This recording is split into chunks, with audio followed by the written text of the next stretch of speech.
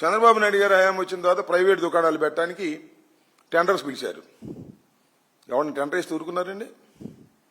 వాళ్ళ ఎమ్మెల్యే చెప్పినట్టు ఇవ్వాలి, లేదా అక్కడ నాయకుడు చెప్పినట్టు ఇవ్వాలి.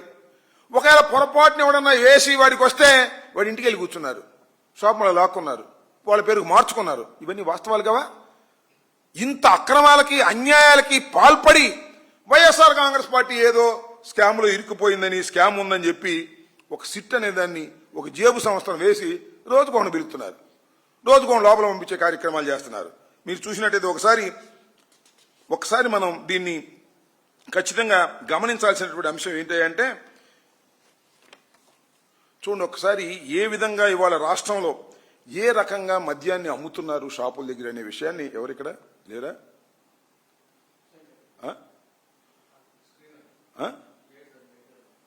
ఇక చూపించలేది నేను మీకు మన ఫోన్ ఈ విధంగా చాలా షాపుల దగ్గర చాలా షాపుల దగ్గర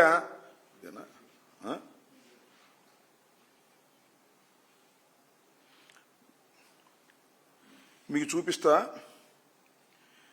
భీమిల్లో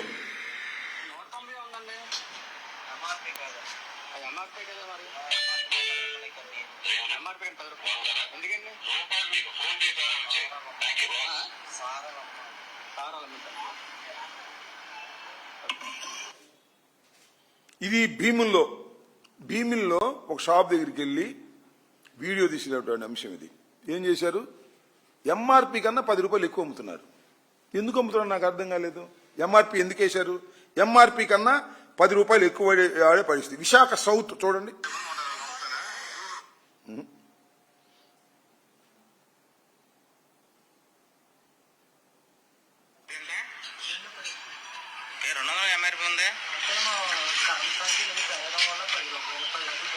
ఎవరు పెంచుకున్నారా? సిండికేట్ మొత్తం కరెంటు ఛార్జీలు పెరగటం వల్ల బాటిల్ మీద 10 రూపాయలు పెంచారంట. ఆయన చెబుతున్నాడు, కుర్రోడు పాప మాకేం తెలుసు, ఏమైనా మా ఓనర్ పెంచమన్నాడు అంటాడు. ఏలూరు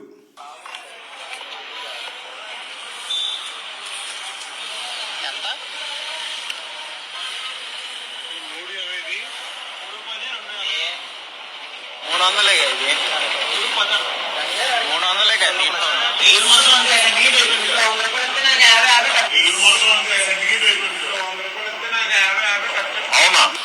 ఏలూరు మొత్తం ఇలాగే అయిపోయిందా?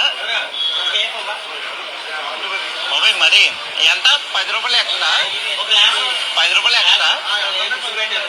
ఎంత అయింది ఇప్పుడు? 310. ఇది 310, ఇది 280.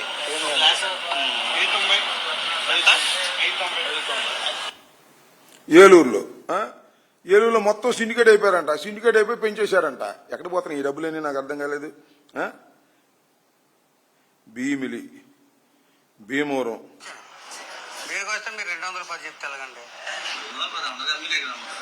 అందరికీ ఎలాగ అమ్మేస్తారండి? 210 200 కదా మీకు అమ్మవలసింది. 200 సిండికేట్ అయిన తర్వాత 210 చేసి అమ్ముతాం. అందరూ అన్ని సోళ్ళు మనం అమ్మలేదు. అన్ని సోళ్ళు అమ్మినప్పుడు మనం ఇది లీగల్గా మీరు అమ్ముకోవచ్చు అలాగా. మీరు ఏదో కంప్లైంట్ చేసుకోండి, మీరు 210 కదా తీసుకుంటారా? తగ్గిస్తారు కదా అదే 210 210 అండి. 210 అమ్ముతాను. అది ఇలా చెప్పుకుంటూ పోతే శ్రీకాకుళం నుంచి చిత్తూరు వరకు ఏ షాపుకి వెళ్ళినా ఎంఆర్పి రేటుకు దొరకదు. ఓ 10 రూపాయలు ఎక్కువ, 20 రూపాయలు ఎక్కువ సిండికేట్ అవుతున్నారు. ఇవన్నీ ఎక్కడికి వెళ్తున్నాయి అబ్బా? కరగడ దగ్గర ఉన్నటువంటి లింగమైన గెస్ట్ హౌస్ లో ఉండే బాబు కొడుకులకే బ్యాగులు వెళ్ళేది. దీని స్కామ్ అంటారా, దాని స్కామ్ అంటారా నాకు చెప్పని అడుగుతా ఉన్నా. ఎక్కడా కూడా ఈ రాష్ట్రంలో ఎంఆర్పికి మద్యం దొరుకుతుందా చెప్పని సవాల్ చేస్తున్నా. అంతేకాదు చంద్రబాబు నాయుడు గారు ఇంకో మాట అన్నాడు, సామాన్యుడికి అందుబాటులో ఉండే విధంగా 99 రూపాయలకే చౌకగా నాణ్యమైన మద్యాన్ని ఇస్తాను అన్నాడు. ఎక్కడ దొరుకుతున్నా 99 రూపాయలకి చెప్పండి, నాకు అర్థం కాదా? ఇంత పెద్ద స్కామ్ చేసి కోట్ల రూపాయలు దండుకు తింటున్నటువంటి చంద్రబాబు నాయుడు గారు నిజాయితీగా, నిష్పక్షపాతంగా ప్రభుత్వానికి ఆదాయం రావాలనే ఉద్దేశంతో ప్రభుత్వమే నడిపినటువంటి మద్యం షాపులు చేసినటువంటి వైఎస్ఆర్ కాంగ్రెస్ ప్రభుత్వం మీద బురజల్లేటటువంటి కార్యక్రమం చేసేటటువంటి కార్యక్రమాలు ఇవాళ చేస్తున్నారు. ఒక చోట కాదు, ఇక్కడ నుంచి ఎక్కడ చూసినా కూడా ఇలాంటి దందానే జరుగుతూ ఉంది తప్ప మరొకటి లేదు. పోనీ ఇదిట్లా ఉంటే ప్రతి 5 బాటిల్స్లో ఒక నకిలీ బాటిల్ ఉంటుంది.